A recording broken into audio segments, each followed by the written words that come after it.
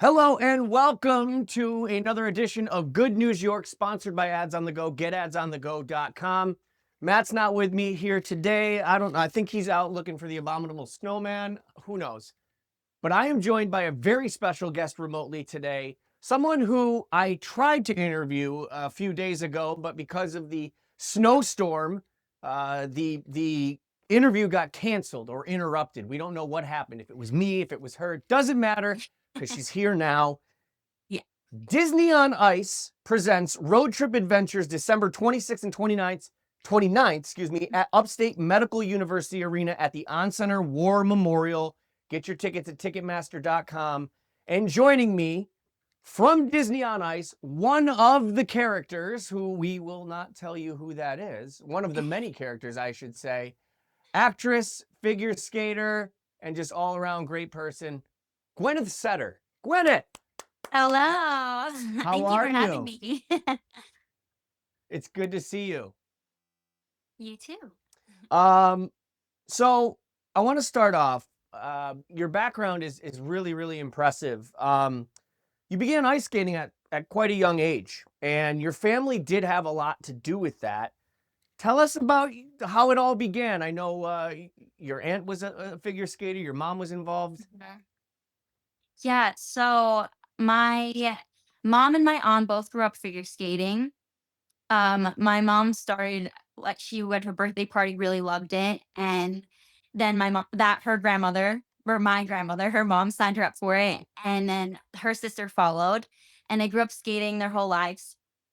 And then when I was little, I would go and watch my aunt because my aunt decided to continue it professionally, and she would do Disney on Ice and other contracts, and I would go visit her and watch her, and it was really cool, and I really looked up to her. And then when I turned 18, I was like, "Yes, I really wanna do that as well." So I auditioned for Disney on Ice, and I got a contract, and then we both ended up being able to tour together. So it's really cool. That's that's amazing. Yeah. Now, what tell us about the experience for trying out for Disney on Ice. What's that process like? Because in theater, or actually in film or TV, a lot of times you go in person and you do a monologue or you dance or you send in a reel. But Mhm. with the figure skating element involved, what was that process like? Yeah, so I had to submit a full audition video of the things that they're looking for, like choreography, tricks that you have, just showing off your personality and who you were. I submitted that when I had just got out of high school, 18, and then it took months to like back and forth for kind of response of what they're looking for, what they needed to see. And I also ended up submitting a pair video of me doing pairs just so to show them what else I could do. Mm. And after months later, they responded and had a spot for me, which was like the dream come true. Wow. And Yeah. so with Disney on Ice, there's Mhm. obviously the ice element, right? There's the figure Yeah. skating element. That's all you've known. That's all you've worked so hard at. But Mhm. obviously, when you're putting on a performance for Disney on Ice, there's an element of acting. Is that something Yes. you had experience in, or was it something that you kind of had to learn on the fly? Yeah, so I never like did anything in school or anything related to acting, but like I said, in for example, we portray things like flowers and bumblebees, and we have to know how to like move our bodies and portray that role out there on the ice. So it is a little bit of thinking, but the choreography helps. They'll give you what you need, and like of course, a flower is gonna flow through the wind, so we're gonna use our hands like we're flying through the wind, I or love that. bees. Like, yeah. That's brilliant. Um, Aside from your mom and your aunt, who were obviously Yeah. big influences on your career, Mhm. did you have any influences outside of your family that kind of um, that as you were growing up you looked up to, whether it was in acting or skating?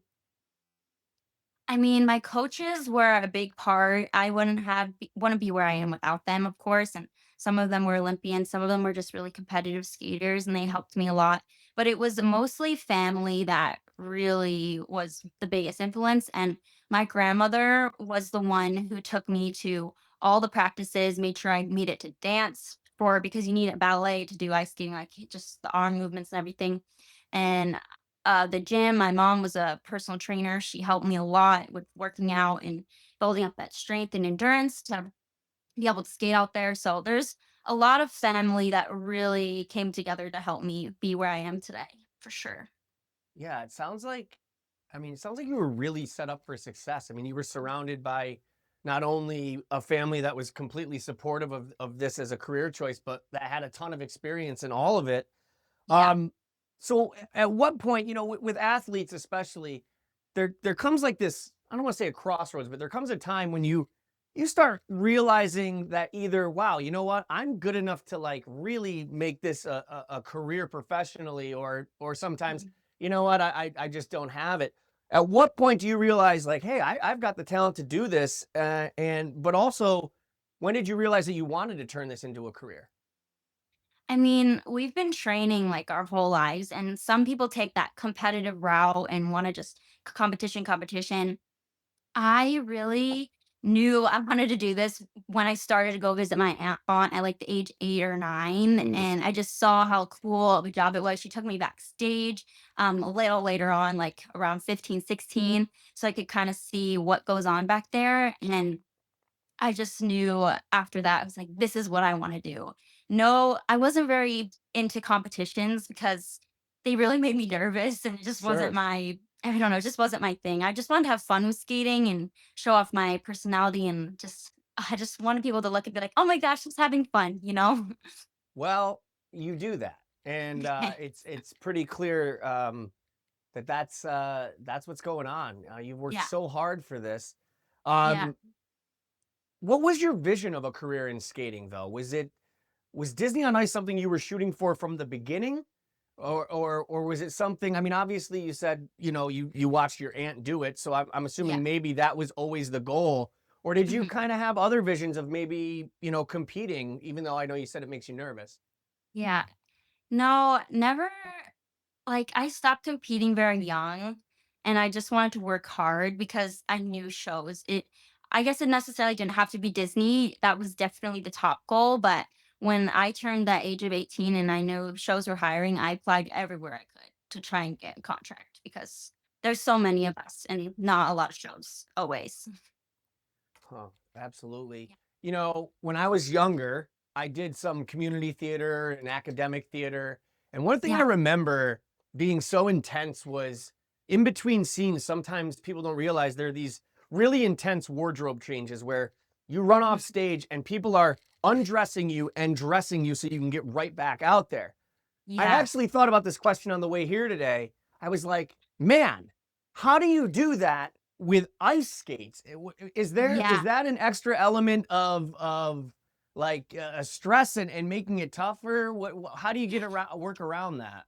Yeah, I mean, there are some quick changes. We all of our costume have zippers in the legs, so they're very easily able to fit our ice skate through. But there's wigs, there's Hmm. different tops, like many different zippers, clips, everything. I think one of the fastest changes in not our show in particular, but in another one was 30 seconds. So it's very fast, similar to what you're saying with musical theater, but there's always somebody there to help and make sure we're out there on time for sure. That's amazing. Yeah. Did you when you got the Disney on Ice gig? You know, I'm assuming you take what you get, but was there ever a moment where you're like, you have your sights set on a character that Yeah. you were hoping you would play, and if not, or if so, also, what would be your dream character to play for Disney? Oh my gosh. I mean, I always wanted to be a princess, of course. Like Yes. growing up, that's like the goal. But I have gotten to portray in our show we have a princess number where all the princesses come out, and I have gotten to do Rapunzel before, so that was really cool, but never like a segment of the show. I really wanted to do the Rapunzel segment, which we unfortunately don't have, but in the future, maybe I would really look forward to trying that out. Well, Disney, if you're listening, I know you are. Rapunzel, let's make it happen. Yeah, it would be Um, awesome. if you can walk us through, I'm fascinated by, walk us through a day or a week in the life of a Disney on Ice performer. The rehearsals, the performances, maybe even some of your downtime. I imagine it's a pretty rigorous or hectic schedule. Yeah, it depends on the week, but usually Monday through Wednesday for the ice skaters, we have time off to just relax, explore where we are. We're in a different place every single week. So there's always some place to go, try a cafe, a restaurant, or just landmarks or things that we've never seen before. And then we have a validation day where all of our aerial acts will go in, and it's usually a Thursday or Friday, depending on when we have the show. And we will have to rehearse just the flies and make sure everyone is set to go for the weekend that we have ahead. And then for the rest of the weekend, it's shows. But depending on if, like last week, we had 3 shows, 3 days in a row. So that was a lot of work we had in a row that we weren't really at the hotel much. But depending on the city. We have 2 shows, and sometimes we can grab dinner after, or other times we're just, at work, but it's Yeah. all fun. Yeah. It's really cool. Obviously you get to travel all over the world doing this. What are some of your favorite parts of traveling? And then also your least favorite parts? Yeah. I say I just like experiencing like the cultures of where we're going. Mm. We've been in Australia, Japan, the UK, like everywhere is so different. Um, my biggest struggle though is sometimes finding the things you want in the grocery stores. It's so silly, but when you live on the road and you are like cooking and making sure you're like getting proper nutrition, and sometimes you're like, I'm vegetarian too, so it's a little bit harder. But sometimes you're like, oh, I don't know what this is, or I don't know, it's in a different language. So Yes. I'd say like the language barrier and grocery shopping. It's so funny. But No, yeah. that's a great answer. That's exactly why I was asking, because we think of performers that go on the road. We think about all the fun times and going out and enjoying things. I Yeah. love getting into the minutia of the day-to-day things, like where do you find toothpaste? Yeah. You know what I mean? If you're gluten free, how do you find that? So I Yeah. totally get that. Do you have a list, or maybe even a favorite place that you have visited, or maybe that like you visited and it just blew your mind? Yeah, so many because I've been so many places. But I really enjoy Thailand. I think like you were getting dinner for $1 and the markets were just insanely big and you were touching elephants and feeding them bananas. Like it was Aw. mind blowing to me. Um I love like any city vibe. So anywhere in the UK and like London area was amazing. Japan, there's just so different from America. It's so like polite, respectful. Um, they just are so happy to see other people visiting their country. I don't know. I felt the safest I've ever felt there as well. Like it's a very respectful country. It's very different. That's Yeah. amazing. I traveled quite a bit as a performer over the years, and I found that one of the best things you can do is I always would find locals and I would say, "Tell me, like, what do I have to have? Whether it's Yeah. food, an experience." Do you Hmm. do you do you do the same thing? Because that's like my favorite thing to do when I'm traveling. Yeah, it's actually funny because a lot of us take Ubers or Lyfts, like places. So we'll always ask our Uber driver, and it Yes. usually ends up being like, "Oh yeah, go here," because they're used to talking to all these people. But Yeah, that's where it's at. similar, That's where it's at. You can yeah, look on TripAdvisor or Yelp or yeah, whatever, Google reviews, but the hmm, best review you could get is straight from, someone who lives there or works there. You yeah, you perform for a lot of people on a weekly basis, and your primary target audience is obviously children. I've yeah, taken my kids to Disney on Ice. I've taken my wife to Disney on Ice. I gotta hmm. hear that. It's time for a wholesome moment. What's like the cutest thing a child has done or said to you at a show? Because I know that's probably like the most rewarding part of it. Yeah, I mean, it's honestly they're so cute. We have so many interactive moments, and I was doing the one where we would pull some family up to ride inside the Magic Mobile, which comes out with Mickey, Minnie, Donald, and Goofy. And the kids' like faces when that would come out and they'd realize that they would get to go on that was like it was like so cute. They're like, we get to ride on that? Like, Aw. what that's for us? Like so many cute things and just the high fives. Like they'll run up to the ice if they see you character any type of character and wanna like they just get so happy. Or they're even like mothers or fathers, their faces are like wide open when they see the character come down the aisle. It's so funny. Amazing. I just Yeah. actually thought of a question right as you were Yeah. speaking. In theater and in performance, a lot of times there are understudies for the purpose of people Hmm. get sick, things Course. happen. With ice Yeah. skating, there's a obviously outside of the acting and theatrics, there's a athletic element to it, and injuries happen. Do Of course. you find that you guys have kind of two or three people that play one character in case of that? How does that work? Yeah, we do have understudies. Everyone gets 3, sometimes 4. And just like you said, an injury happens, or just to change it up.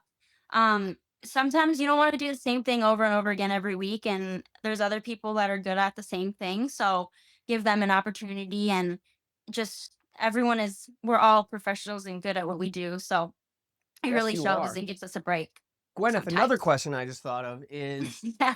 you're very young, so this is something that's probably not something you have to worry about right now. But Yeah. as you get older, you're gonna find, trust me, I'm old, there's gonna be days where you wake up and you're gonna go, oof, I'm a little sore.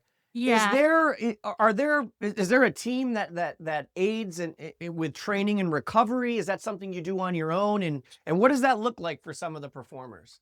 Good question. So we have an athletic trainer. I'll shout him out. It's Jay, and Yeah, he Jay. is really amazing. He's with us full time, always when we're working all day, every day. And anytime we need something, we can go into his office. His office is always set up backstage, and he's in charge of all medical for the show and make sure we're in tip top shape for everything that we do. Awesome. It Yeah. takes a village. One more question, and then I want to do some rapid fire questions before we get out of here. Gwyneth Settar, you're amazing. Disney on Thank you. Ice, actress, performer, ice skater. Yeah. Actually, what would you? What is your title? Actually, what should I say? The Gwyneth Settar I'm a performer. Yeah. performer. You I could love it. performer. I don't usually like to ask a question like this because it can come across as kind of a hacky question, but I think it just applies for this interview and for this situation. So I have a daughter who's 11 and she's been Yeah. dancing since she's probably been 4 and she's really really good at it, and I'm not just saying that because I'm her dad. Yeah. It's like we were talking earlier, you start realizing like, whoa, she's really good. Do you have any Yeah. advice for young girls who might, want to pursue a career in skating or performing? Any advice at all, or even things not to do?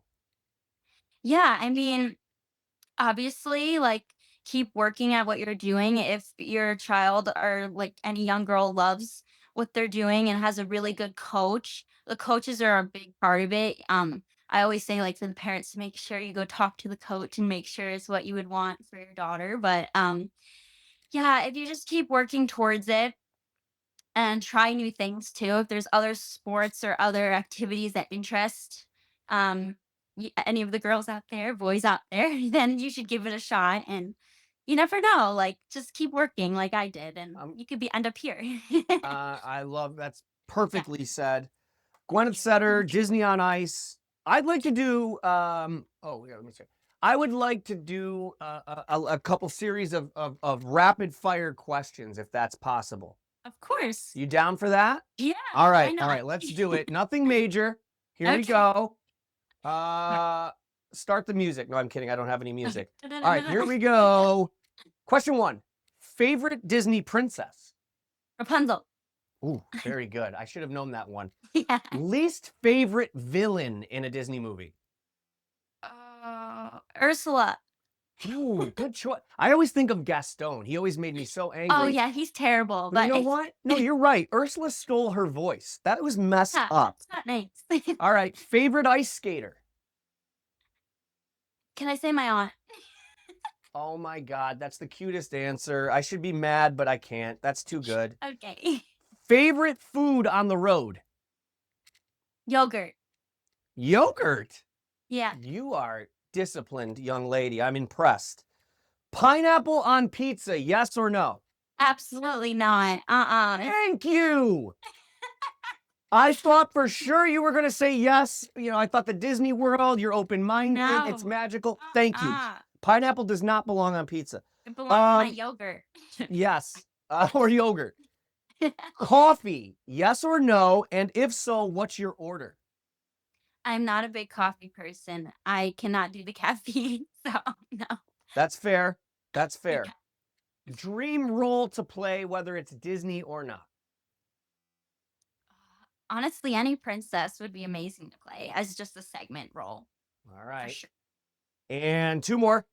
'Kay. Your dream place to visit or even live someday that you haven't been to yet. I want to go to Korea so bad. I have never been, but I'm into like all the skincare and everything. Really want to go. I love it. My daughter's into that too. She does all these videos where she gets ready and she knows more Yeah. about makeup than my wife. It's insane. All right, last one. I think I know the answer to this, but I'm just going to say, if you had to choose skating or acting, which one is it? Skating, but you need acting to be able to skate in the show. So both. Well said.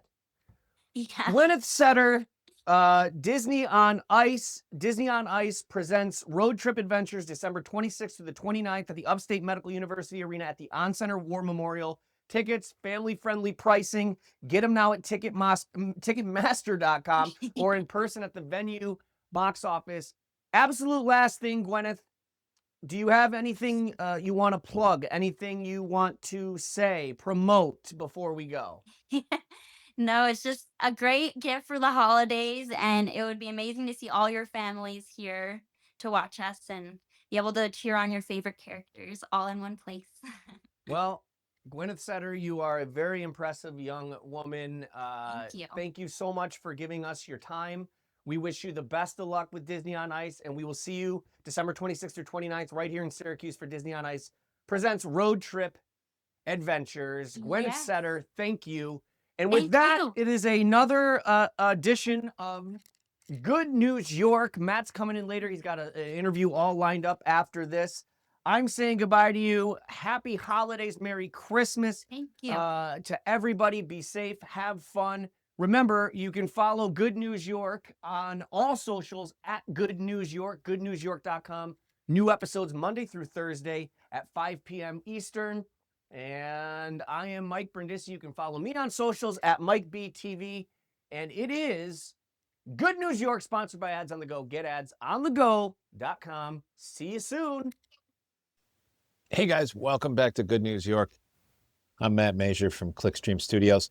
We are joined by a really, really incredible guest. We've got a lot of really fun things to talk about in the community.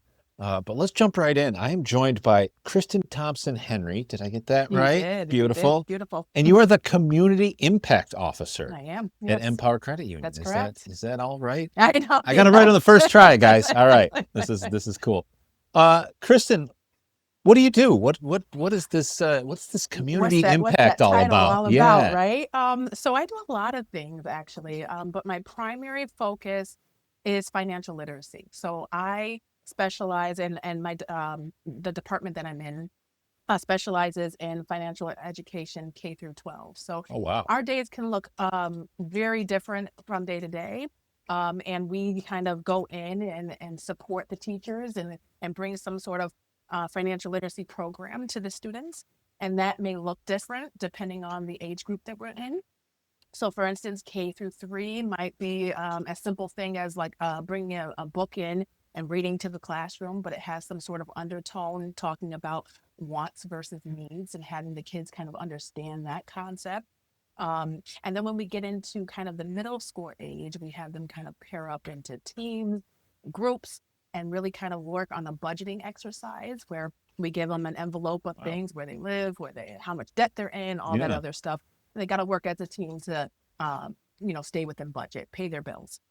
Now, those are always interesting because they have to be dealt with what they're given, Sure. but also they can't, change their family, because Yeah. the group they're working with, and they're that nuclear family right there. And it's really just kind of teaching them the foundation of budgeting and trying to course correct if you get caught off guard with expenses. But the meat and potato of our financial literacy program is something that we call Mad City Money, and that is for our juniors and seniors. We tend to keep it there because there's an expectation that they know a little bit about credit score and credit cards and things like that. But that's really our financial simulations that we bring into the school. Again, we transport them 5 years in advance. They're already working in their career. Some of them have a dual income. They all will have debt, depending on the profession that they are given. They might have a student loan, and then they have to go through Mad City Money and make real life decisions such as car, housing, food, health insurance, kids. And some of those tables will be limited depending on their credit score and what that will look Gotcha. like for them. So it's a very real world Wow. experience. Really 101, adulting 101. And the kids Yeah. usually come out with they always learn something, but some kids say, I need to go home and thank my parents. And we're like, yeah, you do. That's incredible. What inspired a credit union to launch such a program? Yeah, I think, the credit union is really a foundation of a financial institution helping people. It is a really simple concept, but one that I think in today's world, everyone needs. What we kind of pride ourselves on at Empower, we do, when you go into a branch of ours and you are a member, if you're not recognized by name, you're certainly recognized by things, that you're felt like your family when you come in, because discussing finances are not always the most comfortable thing to do. Sure. And so we want to make sure that we're meeting people where they are and listening to what they actually are needing from us. And, a big part of that is education. And so if we can start early and giving them the foundation of what finances will look like, I think we're going to be on a path for that generational wealth that we're ultimately trying to strive for at the credit union. That's incredible. What, excuse me. What an incredible just investment in the community to be made there. If you wouldn't mind, tell me a little bit about the folks you work with. Do you have a whole team? Is this a division, or how does that work? We have a team of, there's 4 of us, believe Wow. it or not. Yep, 4 of us that actually do that financial literacy program. And you folks go right in the schools yourselves and do. present it. Yeah, we do. We also, provide some of our partners with, online education materials so that Cool. they can, do it themselves. But a lot of the times the teachers are like, no, it'll come better coming from you. So we'll go in as a guest speaker and kind of liven things up a little bit. And there's 4 of us. We kind of are in every school district that we are asked to be in. And it's a free program. I need to Wow. lead with that. It's free.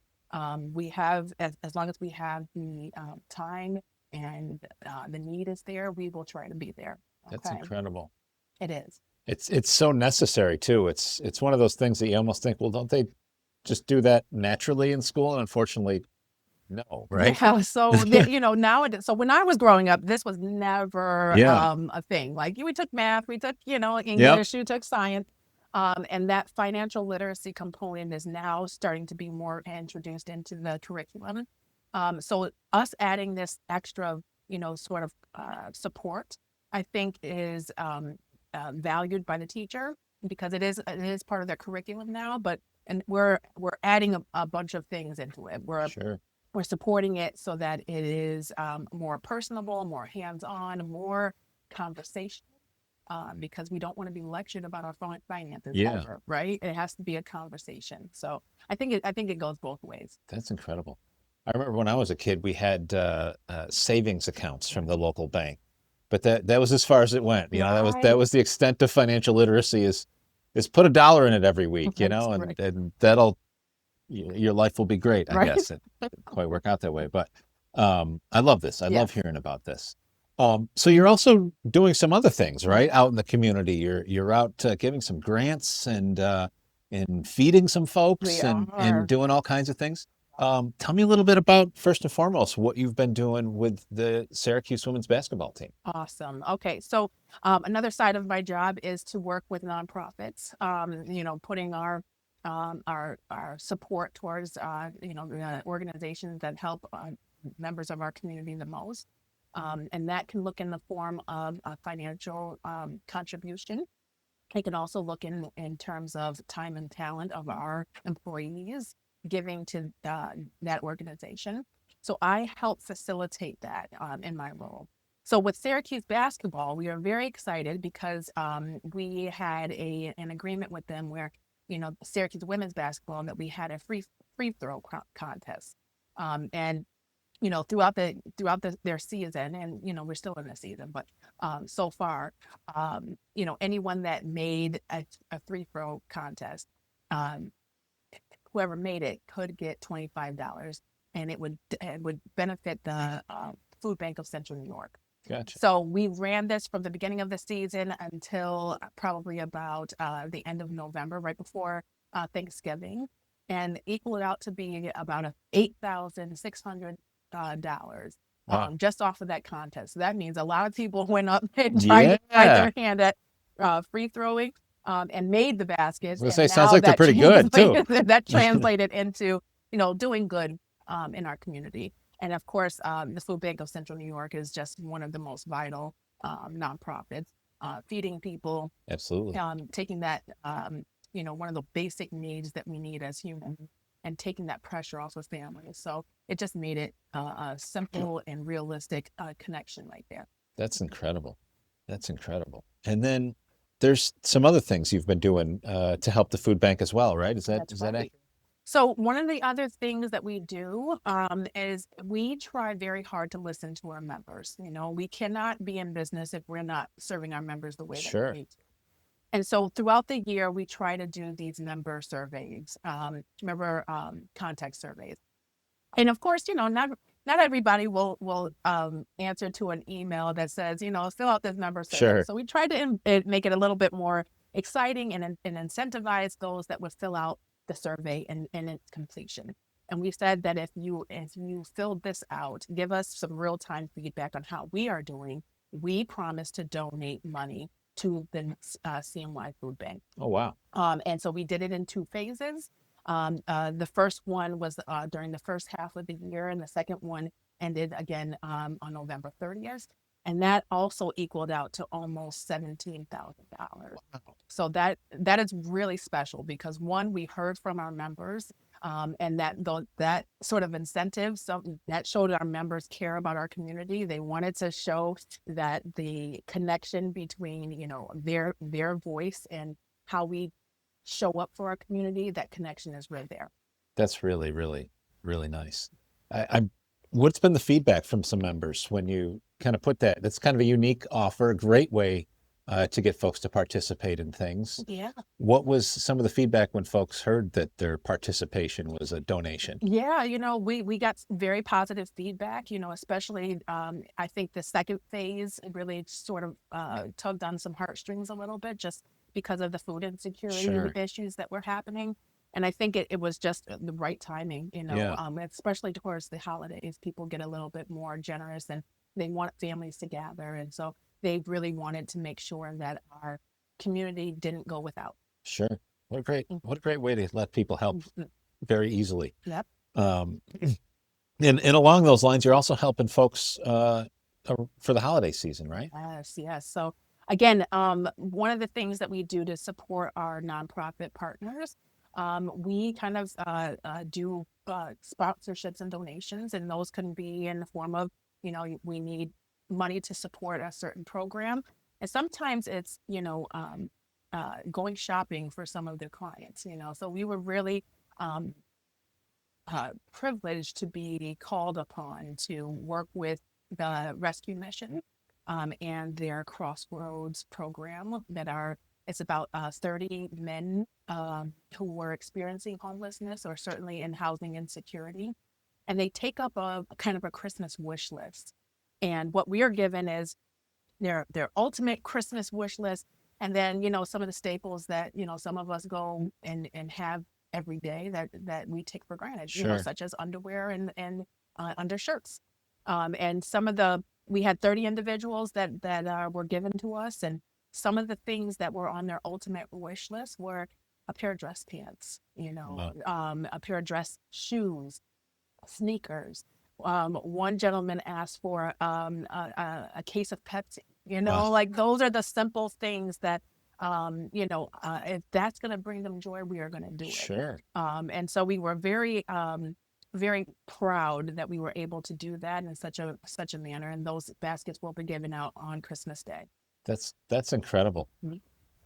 That's a lot of fun. It sounds like you have one of these jobs that is no doubt challenging with everything you've just listed Right. is kind of under you, but also quite rewarding, right? I really love it. I really love it. I'm someone that before coming to Empower, I worked in nonprofit, so I understand Gotcha. the many hats and the constant struggle to try and meet a need Hmm. and connecting mission to need. And so when I found this kind of job at Empower, I've been with them for about 2 years now, it kind of just married my passion and my expertise. And I just said, this is what it was meant to be. What a- So while the tasks are big and mighty, but Mhm. they're ones that need to be had.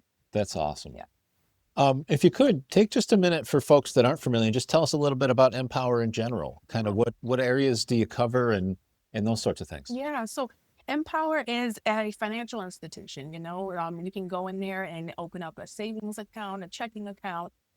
We also offer loans, car loans, mortgage loans, personal loans as far as businesses. We also have that education component, which would fall under, the department that I'm in. We, anything that would help you financially, you can come into Empower and ask for. One of the things that we pride ourselves on is that we're not one that will turn you away based on a credit score.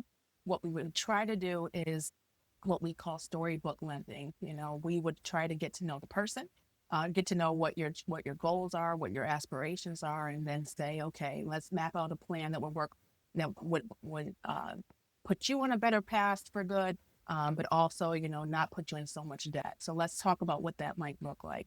So we really try to service the underserved, and try to meet people where they are, really listen, because that's the major component to talking to someone about finances. It's Yeah, not about what we want, it's about what they need. And that listening component really comes into play when you come into an Empower branch. that's incredible.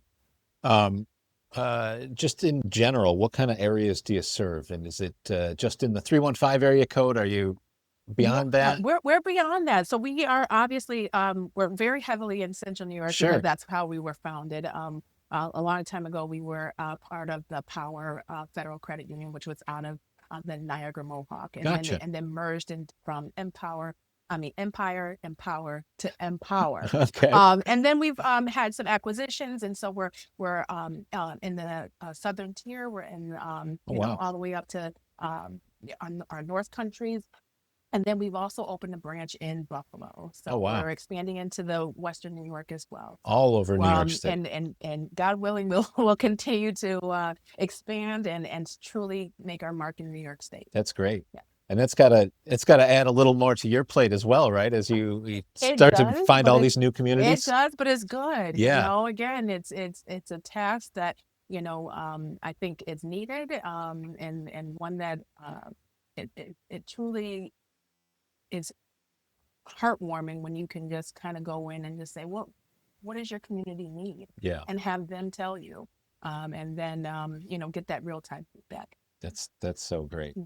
Kristin, we're going to let you get back to doing this great work here in Beautiful. just a moment. But before we do, why don't you share with us people that want to support this or get involved or just follow what you do? What's the best ways for them to do that? So we have a social media platform. We're on all social media platforms. So LinkedIn, Instagram, Facebook, all of that. You can follow how we do. If you have any questions, or if you yourself or an organization that is needing some extra support, volunteer support, you can go into a local branch. You can ask to be directed. And because all of our staff are well equipped on trying to connect us to this department, especially if it's a financial literacy component to it. If you have an after school program, if you have working adults that just need, a special session on finances, please, by all means, walk into a branch, ask to get in touch with the Community Impact Department, and we will certainly get back to you. That's incredible. Yes. That's incredible.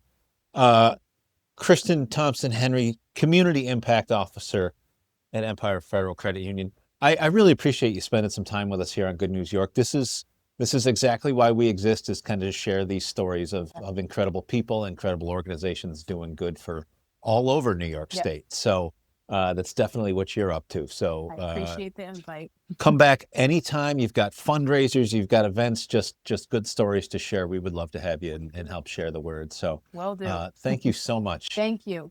And for that, I think that's the end of our episode, and probably the last episode before the holidays. So Merry Christmas, and we will see you. I don't know. Maybe we'll do another one before the new year. We'll have to see how Mike and I feel after the holidays. The kids might wipe us out, but we'll see. If there's more good news. Peace out.